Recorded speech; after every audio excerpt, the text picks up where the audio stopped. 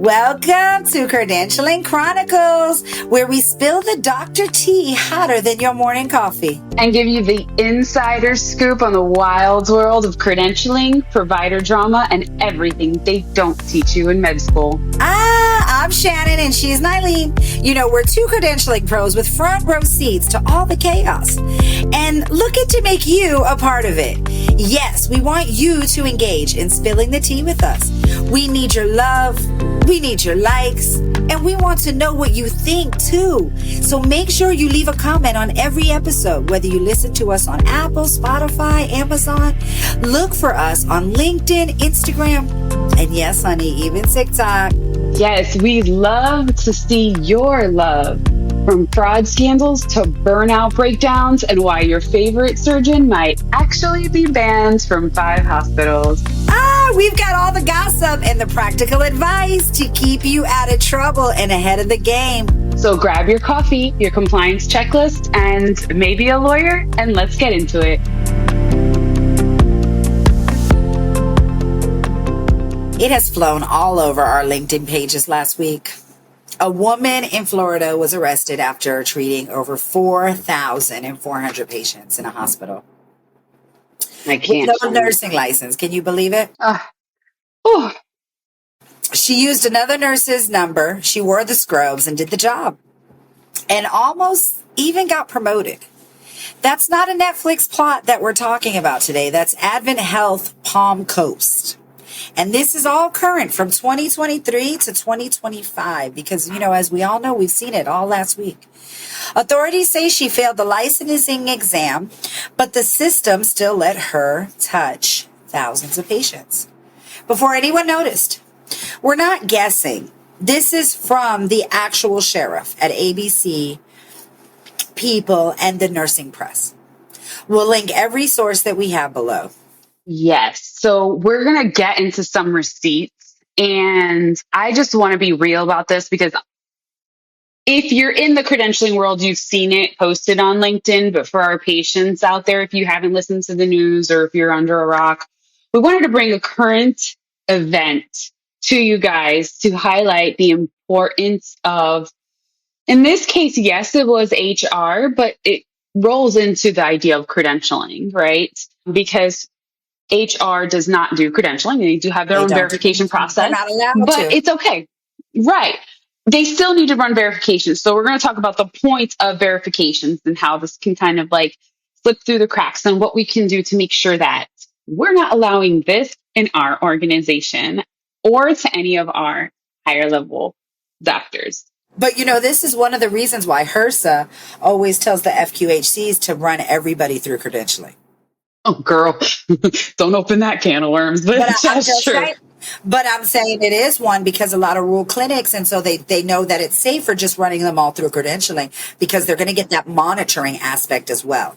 This episode of Credentialing Chronicles is sponsored by MedElevate Solutions, your partner in turning healthcare chaos into operational clarity. With deep expertise in ASC, hospital, or physician office operations, clinical workflows, and compliance, their team helps you work smarter, not harder. Learn more at medelevatesolutions.com, simplifying processes, amplifying outcomes, one facility at a time. So let's get some timeline. Let's get some receipts.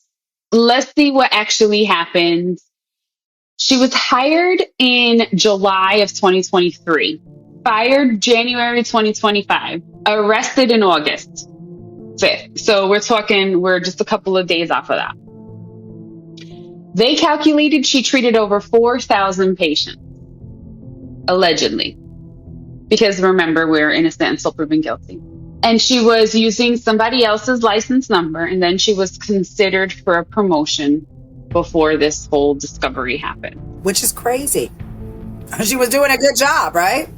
Well, right. And so just for a hot minute, I'm not saying you need a license to know how to do something. You need a license to show that you studied and you did what you were supposed to do. Like there's something to be said for going to school and getting a license. You passed the competency of it. Yeah. And you pass the competency of it because I understand, like I know we can all learn anything, right? We know we're all capable of it, but you need a license to practice medicine. It doesn't matter in any capacity. And from an MA right, to a CNA, to an LPN, to an RN, to a scrub tech. Like there's all these certifications and licenses out there for a reason, because you need to study.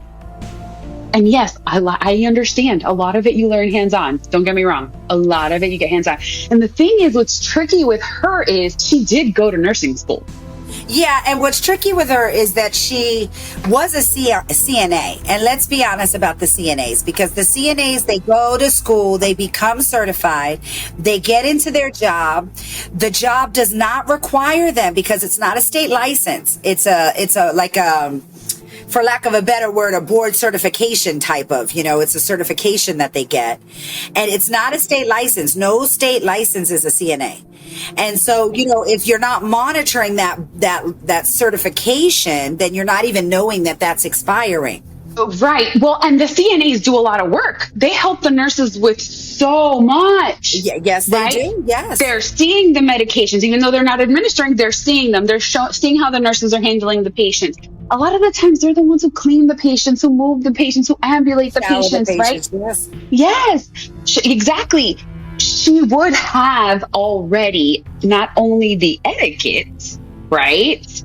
Or the way of speaking or the medical terminology, right? So she's not just coming like cold off the grid. So she actually tried to take her nursing license exam and she failed it. Like she should have studied it a little bit harder. Now, what's interesting is she kept trying for the license and then she actually passed it, which makes me sad for her because she passed and she did eventually get a real RN license, but for the last 2 years, she'd be using a fake one. So she couldn't even switch over once she had passed? No, because listen to the story. She lied to say that she had 2 years ago. So she used the license number belonging to another nurse that had the same first name. So she explained that the different last name was because, she got recently married, so she didn't get a chance to update her license. So HR kind of just said, she's so nice. I'm sure she'll get it to us. We're too busy. We have 5,000 nurses. We have 5,000 employees. We don't got time. She'll get it to us. No problem. She never provided the proof of that quote unquote marriage name change.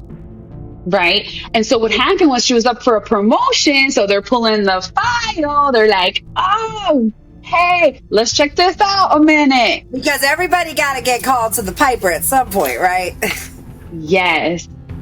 And then it turns out also that other person was hired as an advanced nurse technician, using that other license or something like that. But she was working for the same company, just at a different facility. So they were both working for Advent. Yes. So even within the Advent health system, like y'all need to update your name changes or common names or something to make sure that we are doing an extra level of security and verifications. But I cannot believe that. What is Advent doing? Well, obviously they fired her. Now I'm sure they're blowing up everywhere. So everybody's talking about them. I'm sure they're changing policies, procedures. I'm sure people are getting fired. So it'll be interesting to watch the case and see what happens. But I think the rule is trust, but verify, period. Well, when I seen it, I said, why are they putting this lady on the camera like this with her scrubs on? Oh, they done made her look so bad. And we have seen so many doctors do worse. And what do they let them do? Quietly, take their license away. Quietly cancel their license. Quietly leave the facility. And I thought, that's not really equal, right? Because I understand she did something. She did, no class, all access. But we've had so many other people do no class, all access type of stuff too, right, Nyleen? We've seen it so many times. Yeah, no, for sure. And that's a good point. So let's talk a little bit about HR. What do you think about HR? Well, HR doesn't do what credentialing does. We're allowed to go a lot deeper. We're allowed to ask things that credentialing people aren't allowed to ask. So the question is where is their priority on the primary source verification? Where is the priority on the continually monitoring, and making sure that the I's are dotted and the T's are crossed? She should never have been hired without that marriage certificate. You know how many doctors? I had one doctor, she had got married and divorced 5 times. I said, honey, I need all the trail, all the name changes, all the stuff, because, and that's why a lot of doctors choose not to change their names, because they went to med school, they got their license, and it's so hard to change all your legal documents, So anyway, if your workflow is copy and paste from an old file, and then the whole trust the badge culture, you're not protecting patients. You're protecting throughput. You're protecting, money is just flowing throughput, right? So that's going to be our word of the day. So in plain English, it's how much you can process in a given time, how fast you can just get things going. And in credentialing, we want to say that we have 10 licenses. Well, let me run all the licenses at one time. Let me run all the DEAs at one time. And you can't do that. You have to, that one doctor, tell them, Nyleen. Yeah. And in credentialing, that might even mean how many providers you onboard in a week. If you got those doctors that got 15, 20, 40 state licenses. Affiliations. Oh my God. Liabilities. Yes, you got to take the time. We know that hospitals and facilities and surgery centers, they love that high throughput. Like, push them through. We don't care. It keeps schedules full, beds occupied, revenue flowing. But the dark side is when you make throughput the top priority, accuracy and safety is what slides to the bottom of the list. Yes. And that's when fake degrees and lapsed licenses and unchecked backgrounds sneak through. And like you said, you could tie it right back to the Florida nurse and say, this is how she got through the system. I don't see any other way. Mm-hmm. But Shannon, we can't just stop it there. We can't have a 10-minute episode because it happens everywhere. Like, remember when we were talking? It happens everywhere, and we need to let people know. Yes. So let's talk about the 7,600 diploma scandal in 2018. So 2022, out of Florida, we had a huge memo go out. I was working in the medical staff when that happened in Florida, and we got a huge memo because it was right down the street from me. And so turns out 25 people ended up getting charged. Oh, 25. So this one's already been, we're going to see what the process did to this one. Okay. Yes. So it was the night school that never happened, girl. So wow. This one's got it all. Yes. Fake diplomas, shady recruiters, and more than 7,000 people walking around in scrubs that didn't earn a diploma. 7,000, you say? Mm-hmm. As in people who might be taking care of you in the hospital right now? They found all the people? They tracked as many as they could down. We hope they did, right? Yes. So here's the tea. It wasn't just one nursing school, which is like even the bigger problem. It was 3 of them, girl. Oh, connected? Well, in Broward County, which is, Miami area. Just be careful in Miami, just saying. Okay, so Siena College, Palm Beach School of Nursing, Palm Beach. So we're talking East Coast, yeah. And then Sacred Heart International Institute.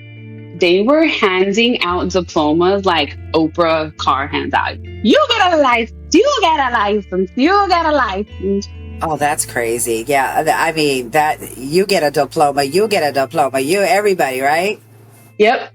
The only problem is these graduates, they never took a clinical shift. Like, they never passed a real class. They still got credentials saying that they were ready to be like RNs, LPNs, and all it took was some cash and the right shady connection. Because you can, pay for anything, quote unquote. So hold on. How many of these fake diplomas are we talking about? So we mentioned over 7,000, like 7,600, which means according to the FBI. Yeah. So FBI got involved on this one. Yeah, or across the state lines. I'm sure people left Florida with those diplomas. I mean, so basically, instead of do no harm, this is please don't harm me. Maybe can I check your diploma, right? Yes. So in the first one, they had the school manager was like making it rain RNs and LPNs. In Palm Beach, the owner who already pled guilty plus 2 employees had like recruiters all the way from Florida to New York to kind of just say, hey, if you pay us and we'll get you, expedite this. Oh, that's crazy. And then Sacred Heart had an owner who was based out of Texas. So they had a lot of the US already covered, and they had like a you're a nurse now paper, handing out service. I mean, it just doesn't sound like higher education, it sounds like fraudation. Everybody was learning how to commit fraud, Oh, yeah, exactly. A perfect term, fraud education. Yeah.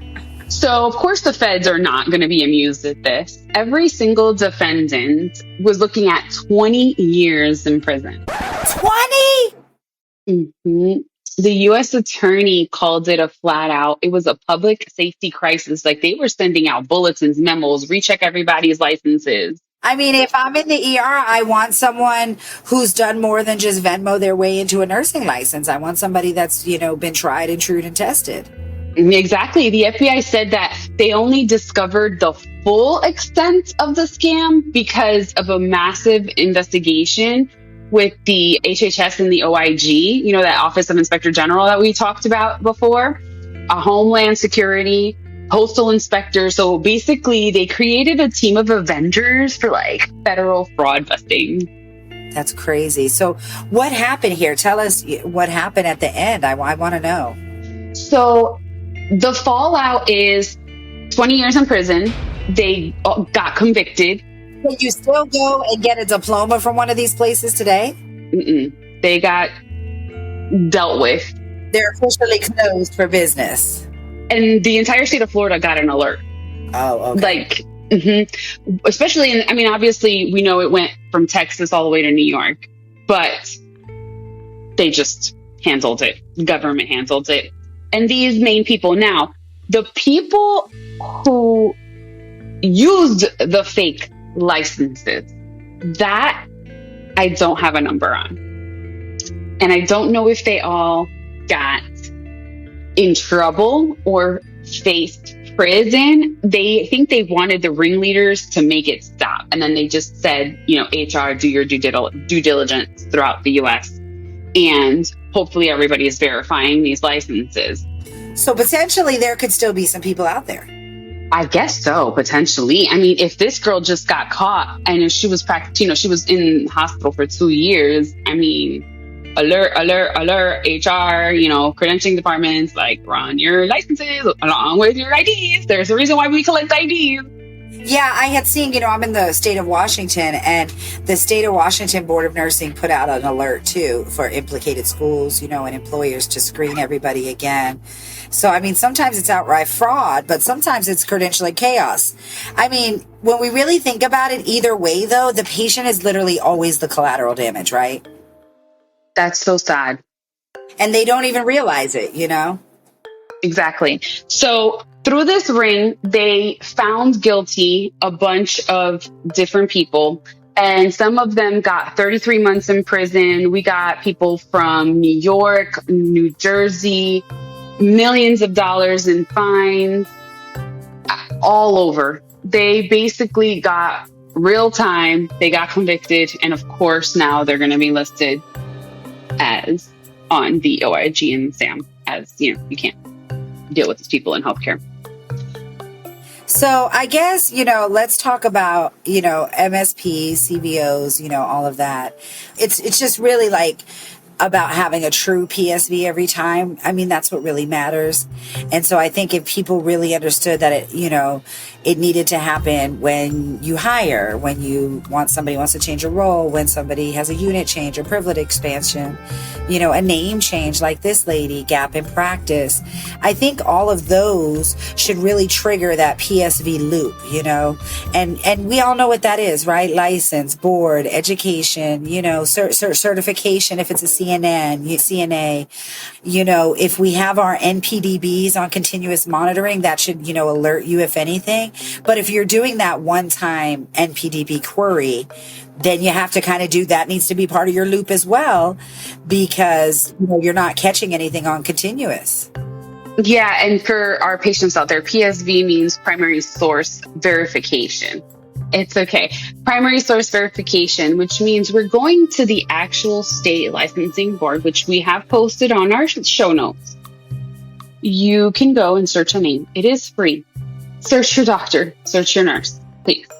So, also, NPDBs, while they are not required, you can run an NPDB on a registered nurse, on a scrub tech, on any healthcare worker. You can actually run an NPDB on them as well. But like I said, the FQHCs, they run them on everybody, and it's a great practice. Yep. So learn how to distinguish a fake diploma. Sometimes we don't want to be bother people, but we really need to look at what's going on. We want to have a photo ID, right? And a photo of the person in the credentialing file. What I wish we had?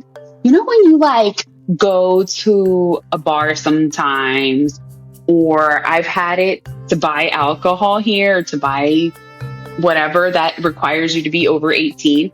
At the counter, when you're going to go pay, they actually scan your license to see if it's a real license. So I've been to places where they scan my license, and I'm like, how do they know it's legit? I even went out with some friends to a bar, and they were walking into the place, they were like, oh, I need your license. And some guy has some phone thing. I said, oh Lord, they're tracking me. They're scanning you everywhere. Yeah. Some providers don't even want to give you their driver's license, to be able to verify identity, and that's always a red flag for me. I'm like, or when I meet a client and I'm like, you don't ask for people's driver's license? That should be number one. How are you verifying identity, And they're like, oh, we didn't even think of that. I'm like, yeah, we should do that. Let's add that as part of the practice. And then what do you think they should do with direct to employer transcripts? Well, when you're looking at the transcripts, you don't want to accept any PDF version of transcripts. You don't want to say, oh, these are the transcripts, I don't need to go and verify. You want to make sure that you go out there and get that primary source verify. And that is the process, is that you're looking at the transcripts they gave you, and you're looking at what you verify, and you're saying, do they match up? Is this correct? You want to maintain also a blocked school list. So things like the Nightingale related list, things like that, you can see if there's flags. Good to know. We need to have an HR blast so they can listen to Credentialing Chronicles too, Yeah, we need to get into those networks. You're right. Yes. So what about escalation culture? What should people feel safe to do at their facilities to be able to, if I find something, what should I do? Well, in medical staff offices, usually they have a green light, red light process. And so if there's one thing wrong with a file, that kind of throws the file into a red light. And then if the file's been nice and smooth, then that kind of keeps it with a green light. And so when you're looking at that, that's maybe something that HR could adopt. Maybe it would help them. So what about audits? How often do you do audits? Because I know you be talking about your audits all the time. We audit all the time. We audit all the time, and while I throw my head back and say, oh my God, we audit all the time. We audit because we're trying to break our process. We're trying to identify failures that could happen and fix those, and now, when I first started the company, it wasn't as tight as it is now. Around when I first started, I didn't apply for NCQA. We had to wait a couple of years. Now it's more, our process is so good, and we want to still make sure every quarter that we're auditing the entire process. And so that's from the time that a client gives us the file, the new provider, all the way to the time that the file gets back to the client and they're taking it over to committee. And we're looking at that process and seeing where, areas can be broken, things could fall through the cracks. And on a monthly basis, we're just auditing files that have already gone out, saying, are they all good? Is everything good? And so, I'm always going to be the advocate to say auditing is going to be something that's going to save you 100% of the time. And share your data so that your board, your hospital, your departments that are supposed to know what's going on. Yeah, sometimes HR will say, oh, no, we can't share anything with medical staff. And medical staff will say, oh, we can't share anything with HR. And it's like, you guys are in the same hospital. Like, you have to share things. If one person catches something and the other person doesn't know and they don't catch it, then now what? We're all at risk. So really make sure you're writing policies so that you can share interdepartmentally.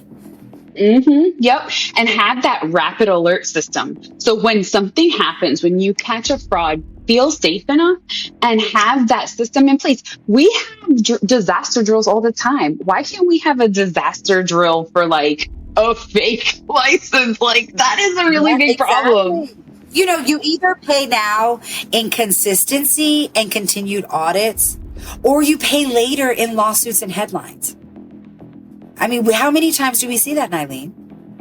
It's crazy. So, Shannon, yes, the Florida arrest situation isn't a glitch, okay? I think it's a mirror. Fake degrees and all of this all-access providers thrive where systems trust paperwork more than proof. If you work in medical staff services, if you work in HR, you guys are the last line, right? Today's show notes are going to have the receipts. We're going to drop the links to the, articles and stuff. So you see the Florida arrest and kind of can follow along, see what's going on with her. We're going to talk about Operation Nightingale, state board responses, tighten your primary source verification processes, keep on with your continuous checks, do your background checks, run your NPDBs, run the red team drills. Like, have a plan. That is a disaster.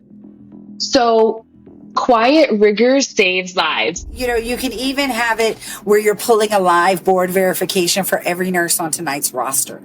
If you have to take it to that level and do that, then you have proof that you are doing the hard work. Do you have that blocked school list? Get a blocked school list. You need to know what schools are no longer open, what schools have been considered fraud, and that should be a list that you guys are constantly checking and verifying against what's coming in as schools. And then I'm always going to ask you, when was the last time you did your mock fraud audit? When's the last time you did a red alert? Like Nyleen is saying, we need to do some sort of red alert mock audits in our HR and medical staff departments constantly to ensure that, people are not slipping through the system. Good call out. And, like you said, curious, with NPDB, we get alerts if you're on continuous monitoring. The minute you hit something, hits it, we get an alert. I wonder, does HR get notified automatically if like a nurse fails or doesn't get their license renewed? I mean, the nursing board is not sending that out. Nurses is not sending that out. So they are not getting that in a way that we are getting it with the NPDB. Would it be we need to work on that? That's a good one. I mean, we really, and again, that's why the NPDB makes it available for you to put all licenses in there. You physical therapists, registered nurse, LPNs, CNAs, CRNAs. I mean, every title can go into the NPDB for review and continuous monitoring. So, Shannon, we've got a lot more to talk about. We've got lots more to talk about, you guys. We have more fraud, more scandal, and we're going to have a little love coming up because I know it's not, the love time, but it's okay because I want to give love every time. So right now we're going to give a little love to our MSPs. We're going to give a little love to our doctors. Yes. Make sure you've signed up to spill your tea. We're going to drop that in the show notes as well. We're going to be sending out an email blast. If you signed up for the emails and you're not getting them, it's because they're going to your spam. We need your engagement. And if you get the emails, you can click on the bottom of the email and it'll take you to our, LinkedIn, our Instagram, our crazy TikTok. Like, we just want y'all to give us a little heart, give us a little comment, and give us your feedback. You want to hear something different. You want to hear more scandal. You want to hear, more drama. Let us know. More ways to handle things. I mean, whatever it is, we're here for you. Yes. So we want to thank you for everything that you're doing with us so far. Thank you for your support so far. And we are ready to spill the tea next week with some more crazy stories on Credentialing Chronicles. And then wait, we have to say, we will see you, NAMS 2025, Portland, Oregon. We will be there. You make sure that you look for booth 213, the big pink tent. That's what I'm calling it. The big pink tent. Well, don't give too much away because we do want them to be a little surprised. It's going to be amazing. Are you guys ready? Because it's going to be amazing. I know. All right, we'll see you next time. Okay. What is it? Stay credentialed, not canceled. Woo, that was a lot of tea. Who knew doctors had more drama than reality TV, Nyleen? If you think that's wild, just wait till next week. We've got more stories, more scandals, and more credentialing coming your way. If you love the tea, don't keep it to yourself. Like to show us that you're listening. Comment and join the conversation. You can follow us on LinkedIn, Instagram, and even TikTok while we're scrolling. And share so everyone can sip with us. Yes, so see you next time on Credentialing Chronicles. Stay credentialed, not canceled.